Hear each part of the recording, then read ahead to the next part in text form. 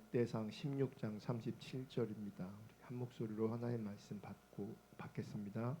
시작. 다윗이 아삽과 그의 형제를 여호와의 언약궤 앞에 있게 하며 항상 그 궤 앞에서 섬기게 하되 날마다 그 일대로 하게 하였고. 아멘. 지금 우리는 금요일 날 이 시간을 통해서 하나님 찾는다는 것의 의미, 하나님의 얼굴을 구한다는 것의 의미에 대해서 살펴보고 있습니다.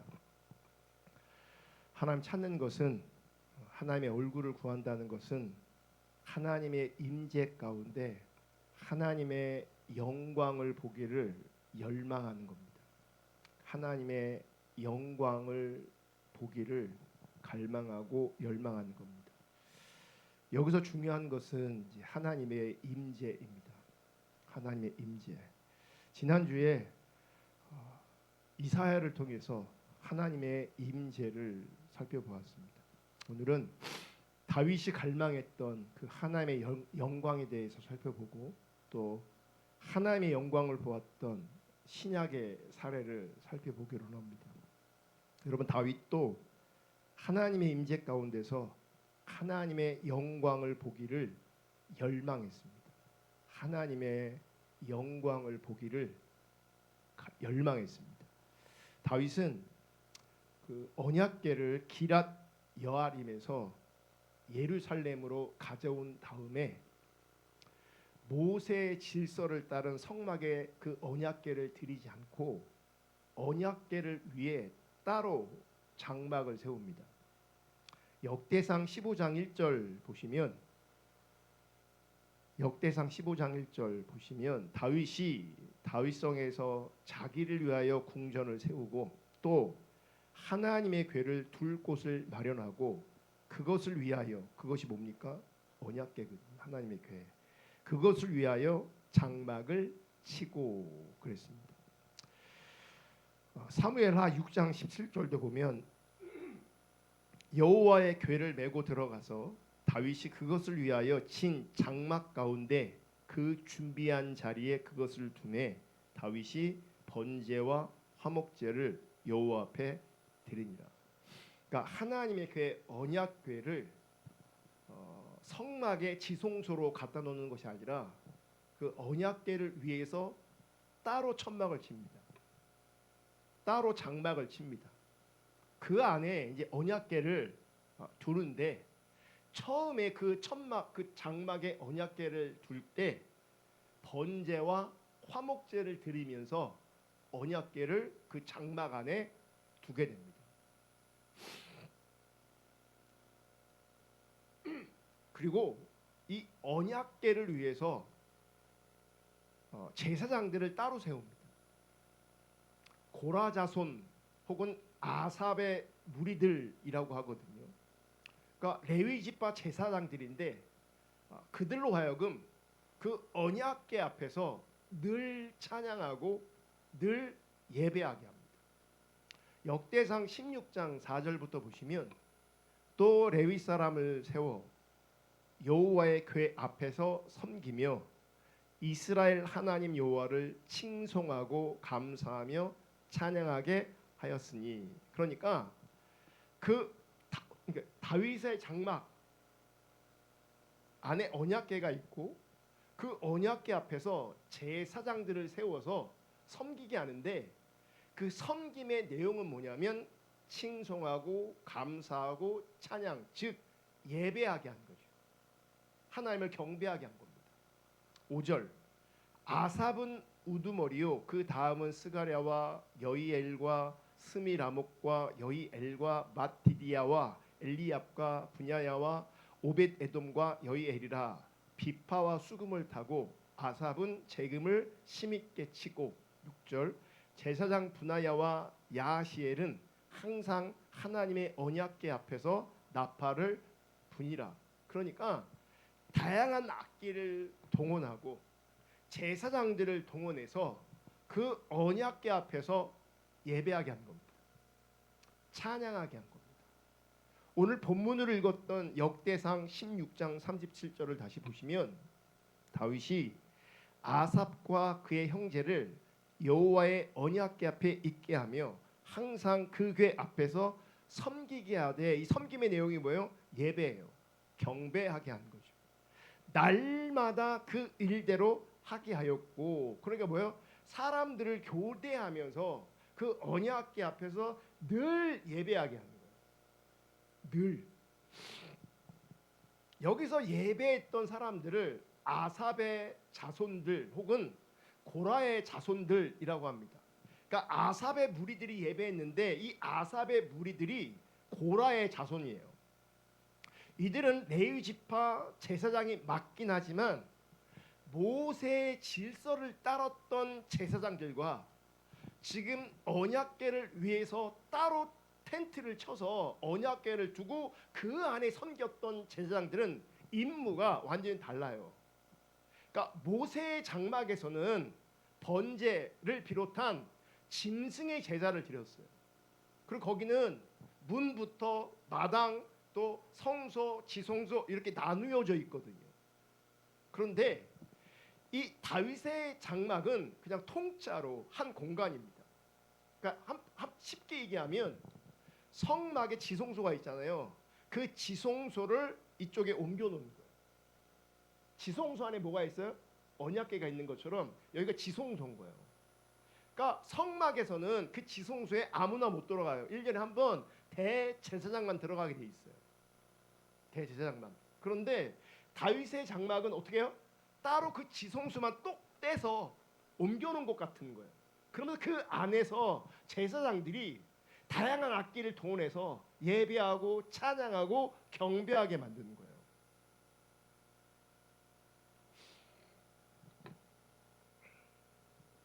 여기서 찬양과 경배를 통한 예배가 이때부터 시작되는 겁니다. 이때부터. 그러니까 우리가 드리는 예배의 핵심은 경배거든요. 경배인데 이 경배의 성경적 모델이 어디에 있냐면 지금 여기에 나오는 거예요. 네, 그 언약궤 앞에서 늘 뭐예요? 예배하고 찬양하고 경배하겠단 말이에요. 이게 우리가 드리는 예배 핵심이고요. 이 예배가 결국 천상에서 드려지는 예배예요. 천상에서. 그래서 우리가 드려지는 예배의 성경적 근거는 오늘 본문에 있고 나중에 요한계시록 나오는 천상의 예배가 우리가 드리는 예배의 성경적 근거가 되는 거예요. 여기서 중요한 건 뭐냐면 이제 언약궤입니다. 언약궤.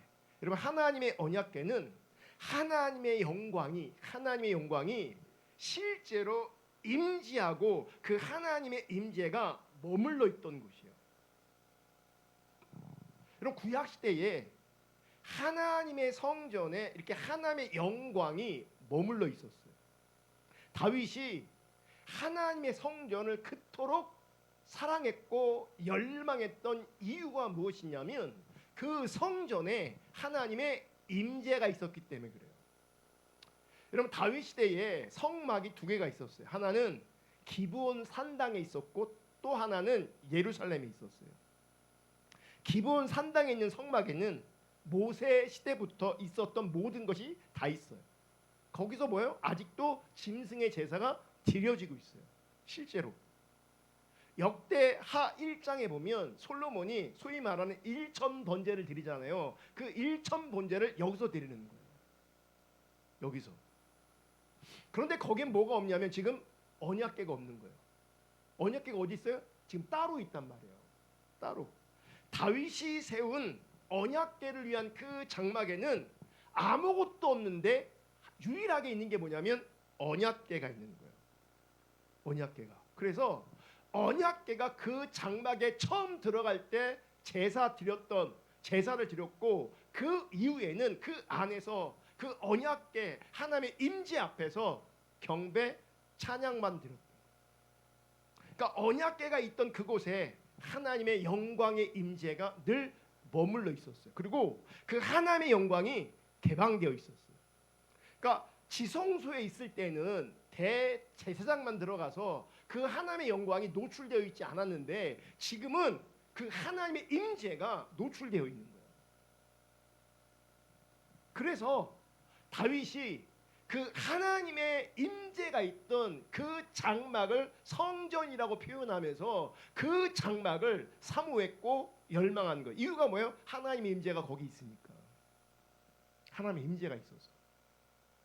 시편에 보면 고라 자손의 시라는 그 시편에 보면 그렇게 이렇게 써 있거든요. 다윗이 세운 장막에 예배자들을 세웠고 하나님의 영광의 임재 앞에서 찬양하고 경배하겠는데 그 예배자들이 고라 자손이었대요. 고라 자손이었던 거죠. 그러니까 이 고라 자손들이 소위 다윗의 장막에서 하나님의 임재 가운데 머물러 있으면서 하나님의 영광을 바라보며 섬겼던, 즉 예배했던 사람들이에요. 이 고라 자손이. 시편 42편이 고라 자손의 마스길 이렇게 돼 있어요. 마스길이 뭐냐면 교훈이란 말이에요. 그러면서 시편이 기록돼 있거든요. 시편 42편 1절 하나님이여 사슴이 시냇물을 찾게 갈급함 같이 내 영혼이 주를 찾기에 갈급하니이다. 내 영혼이 하나님 곧 살아계시는 하나님을 갈망하나니 내가 어느 때에 나아가서 하나님의 얼굴을 배울까. 여러분 이 말씀을 잘 보면 지금 고라 자손이 시편을 졌는데 사슴이 시냇물을 찾기에 갈급하대요. 누구를 향한 갈급함이요? 주를 향한 갈급함. 주를 향한. 앞에 자막에는 없는데 새한글 성경은 이걸 이렇게 번역합니다. 사슴이 물길을 애타게 찾습니다. 그처럼 이 몸이 주님을 애타게 찾습니다. 지금 시편 기자가 고라 자손이 주님을 찾되 사슴이 시냇물 찾기에 갈급한 것처럼 지금 애타게 주님을 찾고 있는 거예요. 애타게 주님을 찾고 있다. 이 표현을 세번역에서는 주님을 찾아 내가 헐떡입니다 이렇게 표현하고 있어요. 그러니까 우리가 지금 내가 주님을 찾아야 됩니다. 저는 주님을 찾고 있습니다. 이런 수준이 아닌 거예요. 너무 갈급하게 주님을 찾고 있고 그 갈급함이 애타게 애가 끓게 주님을 찾고 있는 거예요. 그러면서 2절 내 영혼이 하나님이고 살아계신 하나님을 갈망하는, 지금 하나님을 갈망하고 있어요. 그러면서 내가 어느 때에 나아가서 하나님의 얼굴을 배울까? 지금 그러면 뭐를 열망하고 있는 거예요? 주를 열망하고 여호와 하나님을 열망하고 있는데 그 열망의 본질은 내가 하나님의 얼굴을 보고 싶다는 거예요. 지금 하나님의 얼굴을 구하는 거예요. 하나님의 얼굴을 구한다는 것은 하나님의 영광을 구하는 거예요. 그럼 왜 이렇게 갈망합니까? 예전에는 하나님의 영광을 지금 보았던 거예요. 지금 고라 자손이잖아요. 이들이 언약궤에 임했던 그 하나님의 임재 앞에서 예배했던 자들인데 지금은 대적들 때문에 하나님의 영광 앞에 있지 못하는 거예요. 하나님의 임재가 거쳐 있는 거예요 지금. 그래서 지금 하나님의 임재가 너무 갈급해서 그 하나님의 얼굴을 보기로 나는, 하나님의 영광을 보기로 나는 그 애타는 마음을 지금 시로 기록하고 있는 거예요. 그러니까 옛날에는 하나님의 영광 앞에 있었는데, 하나님의 임재 앞에 있었는데 지금은 그 임재 앞에 있지 못하니 갈급한 거예요. 절박한 거예요.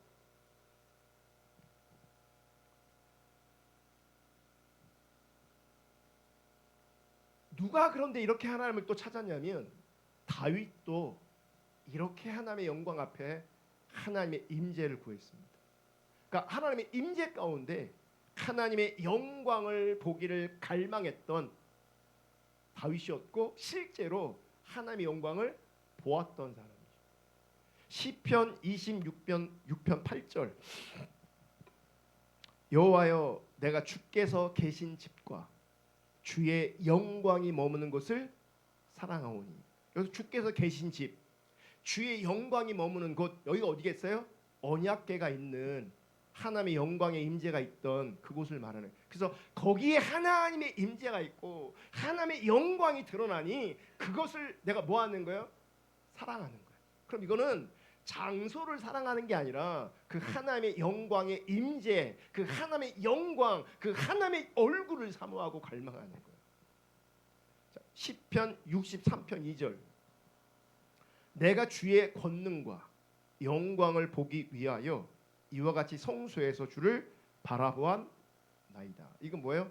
지금 바라본다는 얘기예요? 봤다는 얘기예요? 봤다는 얘기. 이거 회상인 거예요. 회상. 예전에 내가 주의 권능과 주의 영광을 보기 위해서 성소에서 주님을 바라보았다는 거죠. 그러니까 지금 뭐 하는 거예요? 회상하고 있는 거예요. 회상. 그러니까 지금은 뭐예요? 그 하나님의 영광 앞에 있지 못한 거예요. 왜요? 사정이 있는 거죠. 우리가 그 시편 27편 3절에 대해서 지금 살펴보다가 지금 하나님의 임재에 대해서 좀 더 살펴보고 있는 거거든요. 그때는 지금 다윗이 대적에게 쫓기는 상황이고 어떤 신학자들은 그 대적 그 원수가 압살롬이라고 말해요. 그러니까 지금 도망가면서 뭐 하는 거예요? 예전에 그 하나님의 영광의 임재가 있었던 그 장소, 그 하나님의 임재, 그 하나님의 영광을 내가 뭐 하는 거예요? 지금 갈망하고 열망하고 있는 거예요. 거기서 하나님의 능력을 보았고 거기서 하나님의 영광을 본 거죠. 시편 63편 3절도 보시면 주의 인자하심이 생명보다 나음으로 내 입술이 주를 찬양할 것이라. 그 하나님의 임재 안에서 하나님의 영광을 보았는데 그 하나님의 영광을 보았다는 것은 무엇이냐면 그의 마음의 눈이 열려서 권능의 하나님을 보았고 영광의 하나님을 보았고 또 인자하신 하나님을 본 거죠. 이걸 교리로 설명하는 게 아니라 지금 교리로 이론으로 정보로 지금 설명하는 게 아니라 지금 다윗은 실제 그 언약궤 앞에서 그 임재 안에서 능력의 하나님, 영광의 하나님, 인자하신 하나님을 보고 누렸던 거예요. 그러니까 하나님의 성품을 누렸던 거라고. 아멘. 이렇게 다윗은 하나님의 영광을 보았던 사람이고 또한 하나님의 영광을 갈망했던 사람. 그러니까 하나님의 영광을 보았기 때문에 누렸기 때문에 더 큰 갈망이 애타는 갈망이 다윗에게는 실제였던 거예요. 사도행전에 보면 하나님의 영광을 보았던 또 다른 한 사람이 나옵니다. 스데반. 사도행전 7장 55절 다 같이 읽겠습니다. 시작. 스데반이 성령 충만하여 하늘을 우러러 주목하여 하나님의 영광과 및 예수께서 하나님 우편에 서신 것을 보고, 지금 스데반은 하나님 우편에 서신 예수님의 영광을 보았습니다. 하나님의 영광을 보았습니다. 근데 지금 상황이 어떤 상황이에요? 돌을 맞고 있는 상황이에요. 돌을 맞아 죽어가는 상황이에요. 그러면서 뭘 봤어요?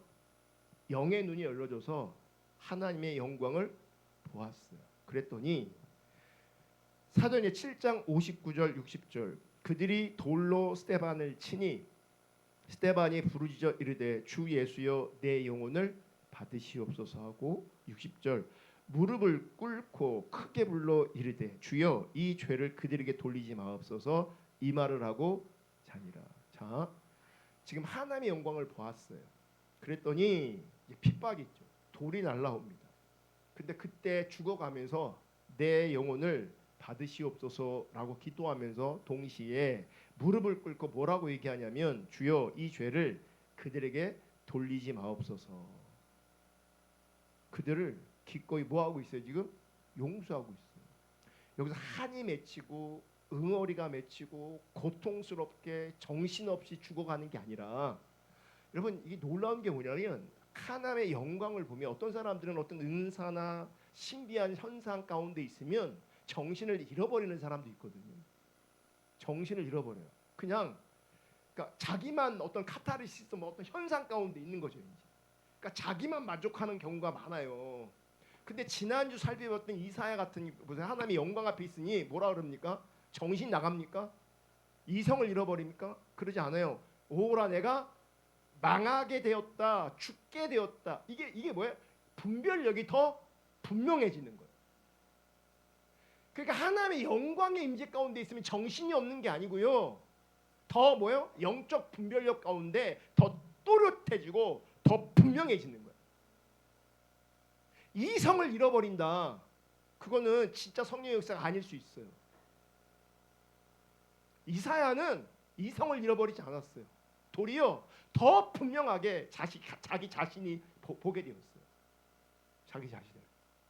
지금 돌이 날라와서 죽게 되었는데 이때 뭐합니까? 자기의 영혼을 예수님께 의탁하고 자기를 돌로 죽이는 사람들을 위해서 용서를 구하고 있어요. 용서를. 그러니까 하나님의 영광의 임재 앞에 있을 때 분명히 우리 가운데 좋은 요소가 있습니다. 말로 형용할 수 없는 영광의 임재 앞에 있기 때문에 그럼에도 불구하고 또 분명해지는 건 뭐냐면 하나님 관점에서 하나님의 뜻이 선명해지고 분명해집니다.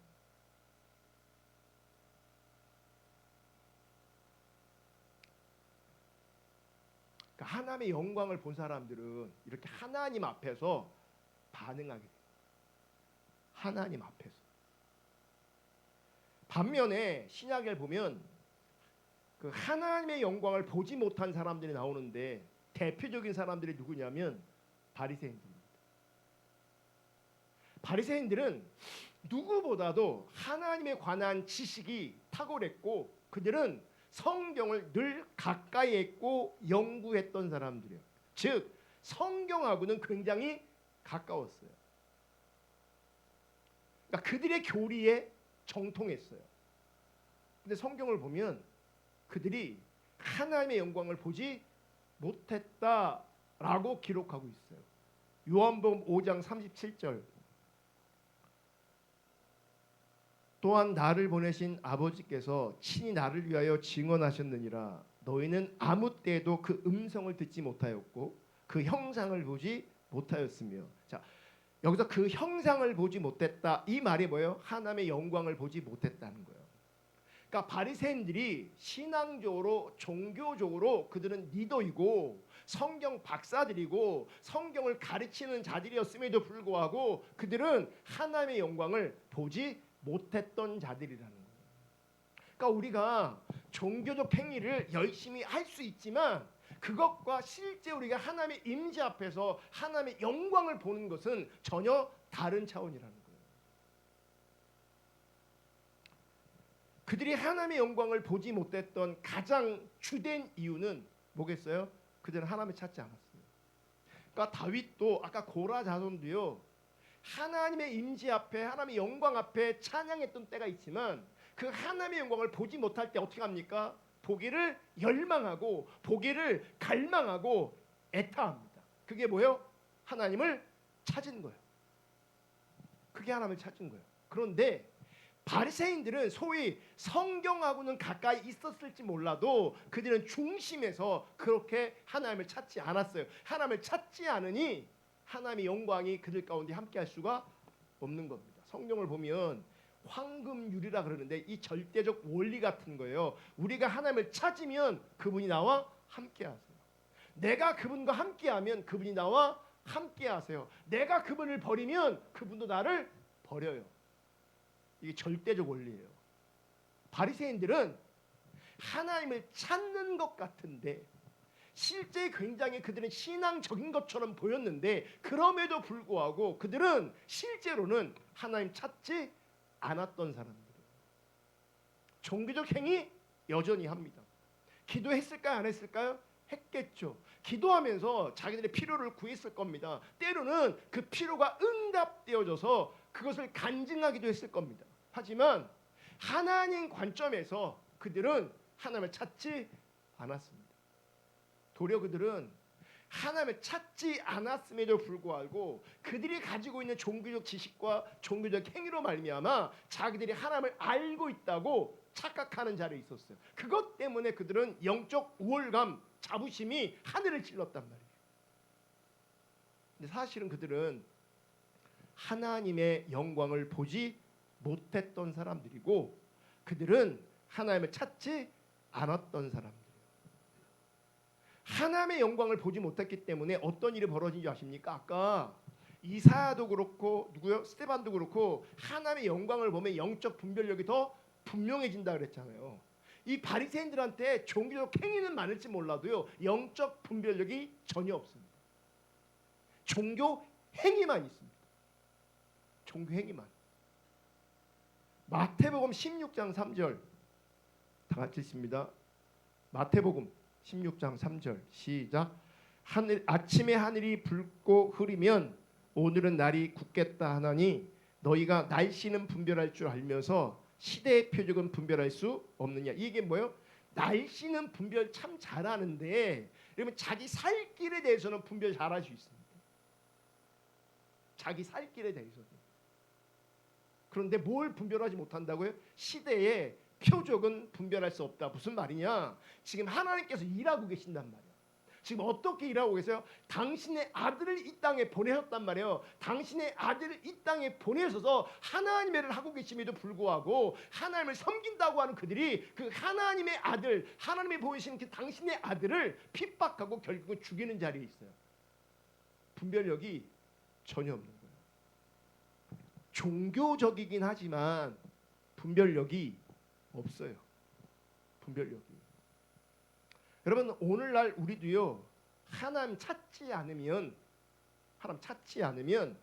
바리새인들과 똑같이 됩니다. 하나님의 임재 앞에서 하나님의 영광을 보는 거를 여러분 갈망하셔야 합니다. 만약 그게 실제되지 않는다면 시편 기자처럼 애타게 사슴이 시냇물을 찾아 헤매이는 것처럼 그런 절박함으로 내가 당신의 임재를 회복하기로 합니다. 내가 당신의 얼굴을 보고 싶습니다. 내가 당신의 영광을 보고 싶습니다. 당신의 인자하심을 누리고 싶습니다. 갈망함으로 뭐 해야 돼요? 무릎 꿇고 엎드려 구해야 된다. 근데 하나님 찾지 않으면 우리가 바리새인들처럼 됩니다. 어떻게 되냐? 마태복음 23장 13절 화 있을진저 외식하는 서기관들과 바리새인들이여 너희는 천국문을 사람들 앞에서 닫고 너희도 들어가지 않고 들어가라 하는 자도 들어가지 못하게 하는 조다. 여러분 하나님 찾지 않으면 적어도 하나님을 찾지 않으면 그 사람은 지옥 갑니다. 하나님을 찾는 게 참신앙입니다. 하나님 찾지 않으면 지금 뭐예요? 외식하는 서기관들, 외식하는 바리새인들에게 예수님 뭐라고 말하냐면 너희도 천국 못 들어가고 너희가 천국문을 막고 다른 사람도 못 들어가게 한다고 말하고 있어요. 15절 화 있을진저 외식하는 서기관들과 바리새인들이여 너희는 교인 한 사람을 얻기 위하여 바다와 육지를 두루 다니다가 생기면 너희보다 배나 더 지옥 자식이 되게 하는도다. 하나님과 전혀 상관없는 존재가 되는 거예요. 상관없는. 신앙생활 안 하는 게 아니에요. 성경 안 읽는 게 아니에요. 기도 안 하는 게 아니에요. 하는데 실제 하나님 찾지 않아요. 하나님을 찾지 않으니 하나님의 임재가 없어요. 하나님의 영광을 보지 못해요. 하나님과 전혀 다른 종교생활 하다가 지옥 가는 거예요. 우리가 하나님 찾지 않으면 이렇게 되는 거라고. 나도 천국 못 가고 다른 사람도 못 들어가게 막는 거예요. 마태복음 15장 14절 그냥 두라 그들은 맹인이 되어 맹인을 인도하는 자로다. 만일 맹인이 맹인을 인도하면 둘이 다 구덩이에 빠지리라. 구덩이에 빠집니다. 망합니다. 그래서 그 당시 하나님의 백성들이 유리하며 방황하게 된 거죠. 마태복음 9장 36절 무리를 보시고 불쌍히 여기시니 이는 그들이 목자 없는 양과 같이 고생하며 기진함이라. 목자가 없어요. 하나님의 임재가 거치니 하나님의 영광이 안 보이니 하나님을 찾지 않으니 리더가 없어요. 어디로 가야 되는지 뭐가 맞는 건지 몰라. 그러니까 뭐예요? 다 자기들이 원하는 대로 자기 복에 옳은 소견대로 다 따로따로 이제 신앙생활을 하는 거예요. 다. 그러면서 어떻게 하는 겁니까? 다 지옥 가는 거예요. 제 말이 아니라 성경의 말이라고. 우리가 하나님의 임재 앞에서 하나님의 영광을 보지 못하면 혹은 하나님을 찾지 않으면 이렇게 되는 거예요. 그러므로 우리는 겸손하게 하나님을 찾아야 합니다. 하나님을 찾되 애타게 절박하게 주님 찾을 수 있기를 주님의 이름으로 축복합니다. 하나님의 임재를 통해서 하나님의 영광을 봐야 되고 하나님의 성품을 경험해야 합니다. 그러면 하나님의 뜻이 보이고 하나님의 길이 보입니다. 그 하나님의 영광 앞에 있던 사람들은 영적 분별력이 더 탁월하게 주어집니다. 그렇게 하나님의 영광을 보기를 갈망할 수 있기를 주님의 이름으로 축복합니다. 그러니까 하나님의 임재와 하나님의 영광 앞에 있지 않으면요, 우리 안에는 어떤 소망도 없습니다. 어떤 소망도. 분별력은 그분이 나에게 임하시고 오셔야 주어지는 거예요. 그래야 나도 분별하고 시대도 분별할 수 있고, 그래야 하나님의 일하심이 보이고 그 하나님의 일하심이 보여야 그 일에 내가 동참할 수 있는 거예요. 그게 신앙이에요. 그 참된 신앙으로 정말 바르게 아름답게 세워질 수 있기를 주님의 이름으로 축복합니다. 이 밤에 오늘도 말씀을 생각하면서 간절하게 고라 자손이 애타게 주님의 은혜를 구했던 것처럼 우리가 절박하게 주의 임재를 구하고 또 주님을 찾지 못하고 있는 나를 돌아보며 회개하며 주님 찾기를 결단하기를 원합니다. 비춰주시는 대로 성령의 인도하시는 대로 회개하고 결단하고 은혜를 구하며 우리가 주님께 나아가겠습니다.